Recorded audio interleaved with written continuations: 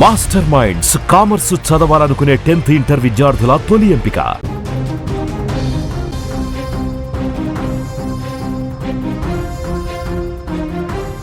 తమిళ చిత్రసీమలో దళపతిగా కోట్లాది మంది గుండెల్లో గూడు కట్టుకున్న జోసెఫ్ విజయ్ ఇప్పుడు తమిళనాడు రాజకీయ యవనికపై కొత్త చరిత్రను లిఖించాడు. కేవలం వెండితెరపైనే కాదు, ప్రజాక్షేత్రంలోనూ తాను తిరుగులేని నాయకుడని నిరూపిస్తూ తమిళనాడు ముఖ్యమంత్రిగా విజయ్ బాధ్యతలు స్వీకరించాడు. చెన్నైలోని జవహర్లాల్ నెహ్రూ ఇండోర్ స్టేడియం సాక్షిగా లక్షలాది మంది అభిమానులు, కార్యకర్తల జయ ధ్వానాల మధ్య ఆయన ప్రమాణ స్వీకారం జరిగింది. ఈ సందర్భంగా గత కొంతకాలంగా తన వ్యక్తిగత జీవితం మరియు రాజకీయ ప్రభావం పైన నటి త్రిషను ఉద్దేశించి వస్తున్నటువంటి ప్రచారానికి విజయ్ ప్రసంగంలో తనదైనటువంటి శైలిలో పులిస్టాప్ పెట్టాడనేటువంటి చర్చ కొనసాగుతుంది.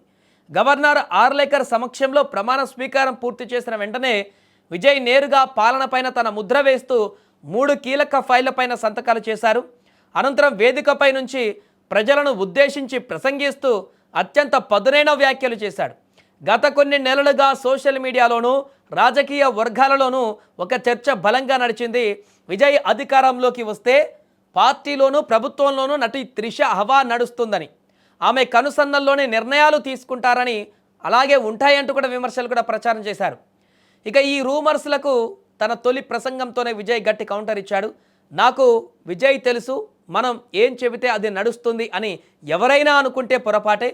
ఇక్కడ ఉండేది ఒకే ఒక పవర్ సెంటర్, అది నేనే అని కుండాబద్దలు కొట్టాడు. అటువైపు ఒక సెంటర్, ఇటువైపు ఒక సెంటర్ ఉండబోవని, బంధుప్రీతికి కానీ ఇతరుల ప్రమేయానికి కానీ తన ప్రభుత్వంలో చోటు లేదని కూడా స్పష్టం చేశాడు విజయ్.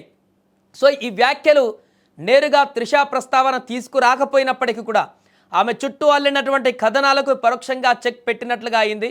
త్రిష ఏం చెబితే విజయ్ అదే చేస్తాడు అన్న ఆరోపణలను ఆయన తుడిచిపెట్టేశాడు.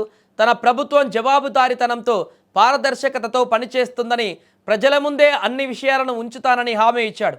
కేవలం నటుడిగా ఉన్నప్పుడు ఎదుర్కొన్నటువంటి అవమానాలే తనను ఈ స్థాయికి చేర్చాయని, తనను నమ్ముకున్న ప్రజలను ఎట్టి పరిస్థితుల్లోనూ నిరాశపరచనని కూడా అన్నాడు విజయ్. ముఖ్యంగా మహిళల భద్రతకు పెద్దపీట వేస్తామని, రాష్ట్రంలో మాదక ద్రవ్యాల మూలాలను పెకిలించి వేస్తామని కూడా ప్రతిజ్ఞ చేశాడు. విద్యార్థుల కోసం విజయ్ మామ అండగా ఉంటాడని, రైతులు మత్స్యకారుల సంక్షేమమే టీవీకే లక్ష్యమని ప్రకటించాడు. తన కార్యకర్తలే తన ప్రాణమని చెబుతూనే చట్టం ముందు మిత్రులైనా శత్రువులైనా సమానమేనని విజయ్ చేసిన హెచ్చరిక ఇప్పుడు తమిళ రాజకీయాలలో హాట్ టాపిక్గా మారింది.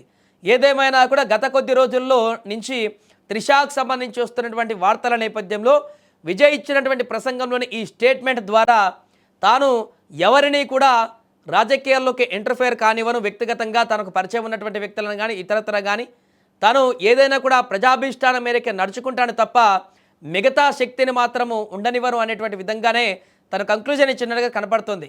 సెంటర్ నేనే, పవర్ సెంటర్ నేనే అంటూ కూడా ఇచ్చినటువంటి కంక్లూజన్ కూడా త్రిష ప్రభుత్వంలో కానీ పార్టీలో కానీ తను ఇంకొక పవర్గా ఎదిగేటువంటి అవకాశం ఇచ్చేది లేదన్నట్టుగా వార్తలు ఏదైతే వచ్చాయో గత వారం రోజుల నుంచి, అలాంటిది ఉండదు అనేటువంటి విధంగా ఖచ్చితంగా విజయ్ యొక్క కంక్లూజన్ ఇచ్చినట్టుగా అయితే ఈ స్టేట్మెంట్ ద్వారా ఇప్పుడు చర్చ కొనసాగుతోంది.